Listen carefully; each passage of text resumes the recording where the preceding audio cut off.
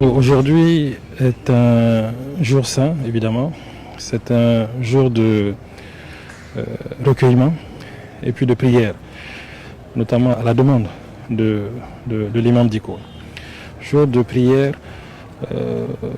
dans notre pays où il a été demandé que tous les Maliens et les Maliennes se mobilisent pour prier dans les mosquées à l'endroit de ceux et celles qui ont perdu la vie le week-end dernier, vendredi et dimanche. Donc au moment où le pays entier se recueille pour ces prières-là, pour que l'âme de ceux qui ont perdu la vie repose en paix, j'ai profité pour visiter les nombreux blessés. C'est ma seconde visite. Les nombreux blessés qui sont repartis entre les différentes structures sanitaires. Il y a eu des blessés civils, il y a eu des blessés des éléments des forces de défense et de sécurité. Côté civil, on a dénombré presque 176 blessés, mais côté forces de défense et de sécurité, il y a eu 121 blessés. Je viens de rendre une seconde visite, on est ici à l'hôpital Gabriel Touré. Les blessés militaires sont répartis entre le Luxembourg, l'infirmerie de la police nationale, l'infirmerie de la gendarmerie et certains sont ici à Gabriel Touré. Il était important que je revienne voir comment leur prise en charge se passait pour les civils et pour les éléments des forces de défense et de sécurité et ce qui peut être fait pour aider tout le personnel de santé qui est à l'œuvre jour et nuit pour faire en sorte que les uns et les autres guérissent dans les meilleurs délais et regagnent leur maison. Je suis heureux de constater que tout se passe bien. Beaucoup sont déjà sortis, sont en convalescence chez eux.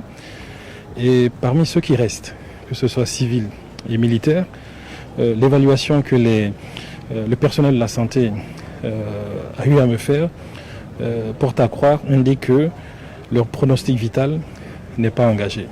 Ce qui nous rassure, ce qui rassure le président de la République. J'en ai profité pour passer un message de soutien et de solidarité au personnel de la santé qui œuvre encore une fois jour et nuit pour faire en sorte que chacun retrouve sa forme et que ceux qui sont blessés puissent guérir dans les meilleurs délais. Je formule le vœu que ce que nous avons connu le week-end dernier ne se passe plus dans notre pays.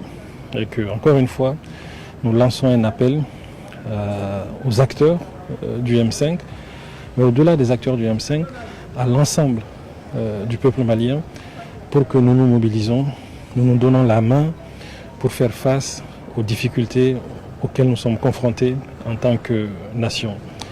Ce sont des difficultés réelles, mais rien n'est insupportable lorsqu'il y a la cohésion entre nous, lorsqu'il y a l'entente et l'écoute et la solidarité.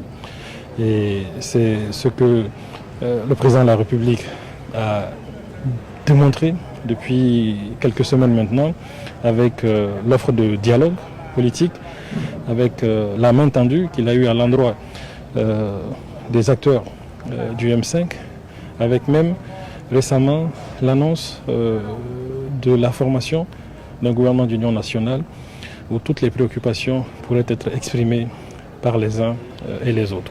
Et j'espère que cet appel-là, qui s'est répété à maintes reprises, sera enfin entendu et accepté et que nous allons nous mobiliser tous ensemble pour faire face aux défis réels qui sont des défis sécuritaires, qui sont des défis sanitaires, on vient d'en voir ici aujourd'hui, mais aussi des défis de développement socio-économique de notre pays.